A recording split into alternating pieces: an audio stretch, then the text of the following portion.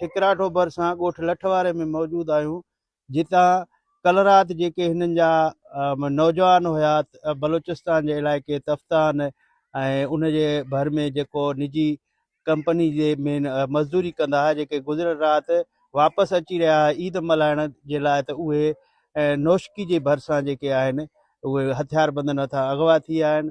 अचो त वधीक इन्हनि वारसनि खां पुछूं था उन्हनि जो छा चवणु आहे। असांखे ॿार मोटाया वञनि, असांजे ॾिसे त पाण हालात ॿार बचियो न ॿियो ॾींहुं आहे न का शइ खाधी अथनि न कुझु न करणु। असांजी ख़ुर्शीद छा के असांजे जेके एम ए आहिनि असांजे सॼे खे दरख़्वास्त आहे असांखे सही सलामत वापसी किया ॼानि ॿार।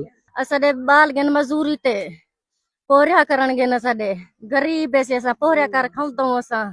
असांजे वापसी ॿार वलनि सही सलामत आहिनि। असांजे घोट पुट वे मेरा साहेब अली घोट मेरा मैंने वापसी वाले मेरा घोट साहेब अली घोट ने अरे मेरा साहेब अली घोट सभिनी जो मां ॾाढो आहियां, वॾो आहियां, 70-80 साल जो आहियां। मूंखे नाला कोन ईंदा।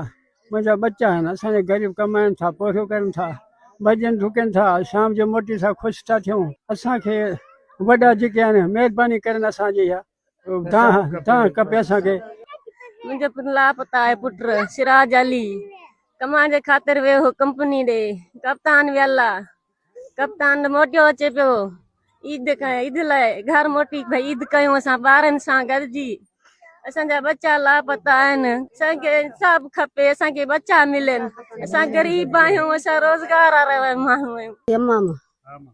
मेरे बच्चे गए मजदूरी ते गए तो बस बच्चे सरे कम थी गए। असां बच्चे खपन बस, असां ॿिया असां जीवे न बच्चे कुरान शरीफ सदके असां मजदूरी ते गए, असां हक मिलन, सब बच्चे मिलन। मांजो नालो यार मोहम्मद आहे, मुंहिंजे पुट जो नालो ज़मीर अली आहे। ॿिया छोकिरा पंहिंजा को भाउ जो पुट आहे, ॿिया सौट जा पुट आहे, ऐं हिकिड़ो छोकिरो उहो ई माना फुफाट जो पुट आहे। सत 4 ई छोकिरा मुंहिंजा संद आहिनि, उबज़ा आहिनि। असांखे महिरबानी करे हिन न्याणे जे सदके, क़ुरान जे सदके, जिथे बि आहिनि जित बि आहिनि, असांजे सोणे जे सदके, न्याणे जे सदके असांखे मोटाए ॾियो वञे। असां ग़रीब आहियूं, असांजा इहे कखा वांगार आहिनि। वारसन सिंध टीवी सां ॻाल्हाईंदे चयो त असां जेके मिसकीन माण्हू आहियूं, असां पोरियत आहियूं। असांजा नौजवान जेके हुया पंहिंजे बचनि जे पेट गुज़र जे लाइ उहे ओॾे मज़दूरी करणु विया, जेके जिन सां इहो वापसी हेॾा ईद मल्हाइण जे करे अची रहिया ॻोठ ते इहो वाक़ियो पेश आयो आहे।